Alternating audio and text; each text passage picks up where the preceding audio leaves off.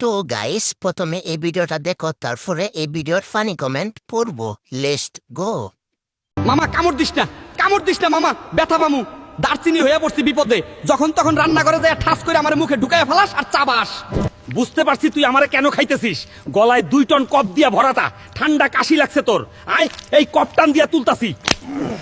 দেখ ভাতিজা, দারচিনি খাইছস তাই তোর মাথার ব্রেইনটা একটু পরিষ্কার করে দিতাছি, কারণ তোর ব্রেইন তো হুদা গোবর দিয়া ভরা। দেখ মামা, তোর লিভারের উপর শুয়ে আছি, আমারে মজা করে খাস ঠিক আছে, কিন্তু মামা বেশি খাওয়া যাইবো না, পরে তোর লিভারের সমস্যা হইব, তখন দুলাভাই ডাইকাও পার পাবি না। तो चलिए शुरू करते हैं। এই সময় আমি নিজেই দারচিনি খাচ্ছি। रुको जरा सबर करो। জুতাটা কিন্তু সেই।